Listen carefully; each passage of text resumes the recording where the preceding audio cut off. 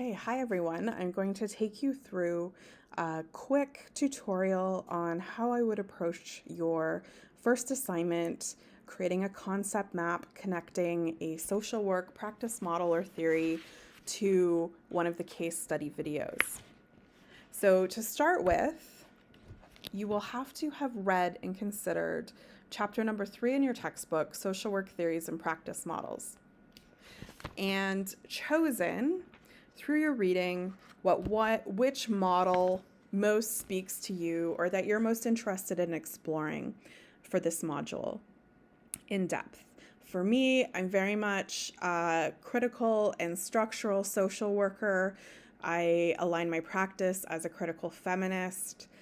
And there's different nuances between structural theory and feminist theory and critical theory. And so today I'm going to explain or apply the structural theory because that is one that I use in my own community practice and research and education as kind of a core pillar of my practice. So as you can see here, this is my final concept map, and it's pretty messy. We'll talk about that at the end of the tutorial. So to start with, I would suggest, and what I did was I started with the name and kind of the central core idea of the theory that I was working with for my concept map.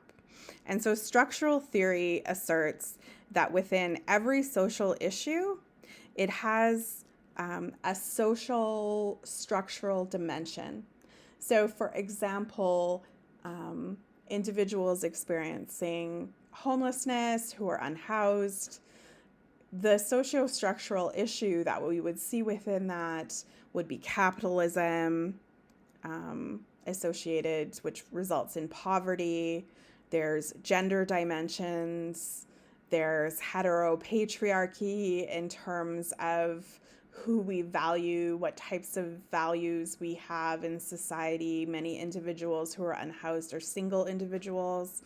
They're also, when we think about ableism, there's a high correlation of individuals experiencing mental illness, and also individuals who are members of the LGBTQ2S+ community.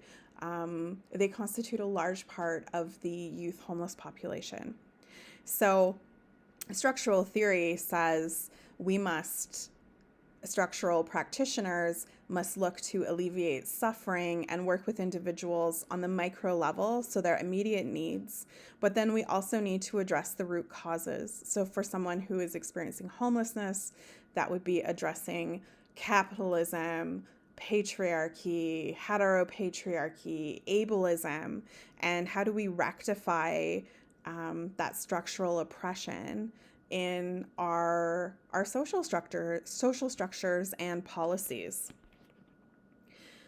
So reflecting that, to start out, I showed that structural theory is concerned with the micro. That's one of the central tenets of it. And it's also concerned with the macro. And I mapped out, okay, the macro is concerned with institutions, and it's also concerned with what Patricia Collins-Hill termed the matrix of domination. So these are all the social structures that exist in our world, which confer advantages or disadvantages based upon our identity and social grouping. So that includes racism, gender, sexuality, religion, class, ability, age. And we'll get into more nuanced understandings of this as we move through the course. And then on the micro level, I know that micro level practice involves empathy, it involves reflection, and it has a fundamental understanding or belief in the goodness of people. So I map out those core tenets, and then I started concept mapping out what the skills are that are required for structural micro practice, and then also structural macro practice. So at a micro level, structurally, we would need skills in family counseling, group work, community organizing. Um, and then at a macro level, the macro skills are we would need skills in social policy, assessing power, and social welfare. So how do we as social work practitioners work with clients and governments to create inclusive social policy that actually meets the needs of marginalized or vulnerable communities?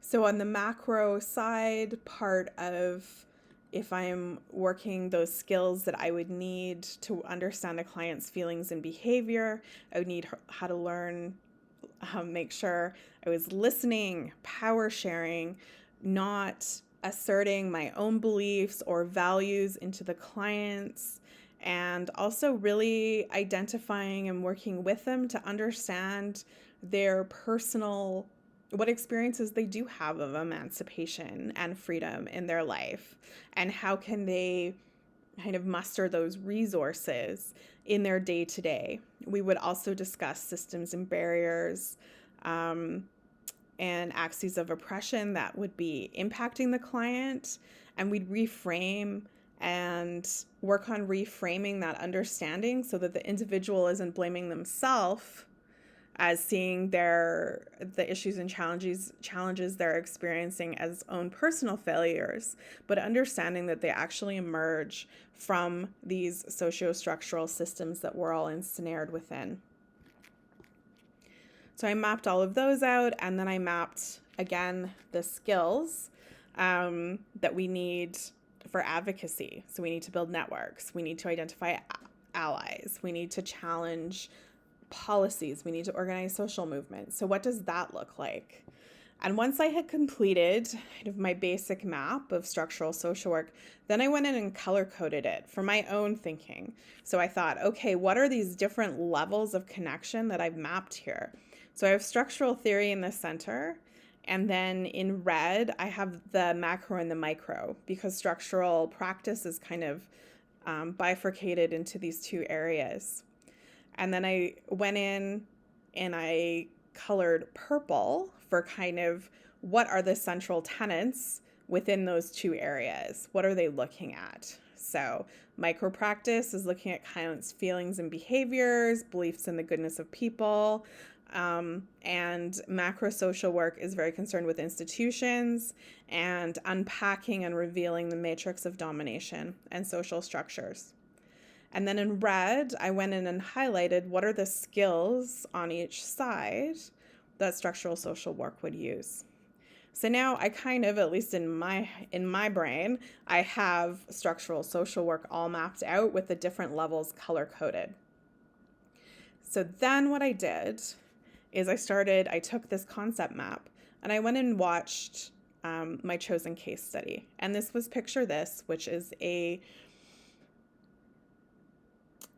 film about a queer, disabled, young man and the advocacy he does in his own experiences at the intersection of disability and sexuality.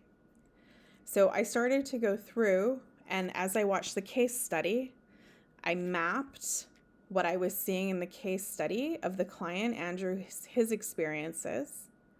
And then I also went through, as I gained an understanding of who he was and his needs, and I started expanding what those specific structural social work skills would look like in relationship to Andrew. So for Andrew, asking him, so you can see in a lot of these over here with power sharing and clients' feelings and behavior, it just really involves asking Andrew what he needs, seeing what type of advocacy over here he's already engaged in and how I as a practitioner could support that and expand his network perhaps. And then also what he said his personal support needs were. I mapped those and thought about how I could help him in connecting with those. So at the completion of this map, I have all the information I need here to complete the assignment. I have my chosen practice model or social work theory mapped out, and then I have it also mapped out in relationship to my case study and my thinking around of applying structural social work to the case study. So what I don't have here is, as I said at the beginning, it's a little bit messy. This might only make sense to me. I look at this now and I know exactly what's going on here, but to all of you watching it, maybe you're like, I have no idea. And that's okay. So then the next step and challenge of the assignment is translating this into a graphic, easily to understand diagram and concept map.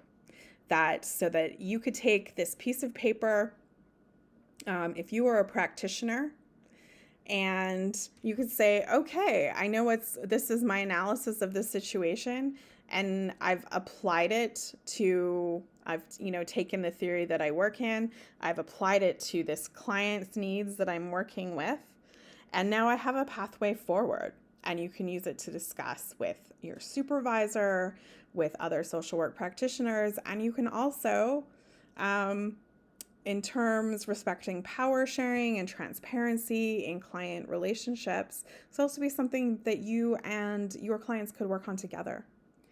So I will leave what the final product looks like up to you. But this is the process to start you on your path to get you there.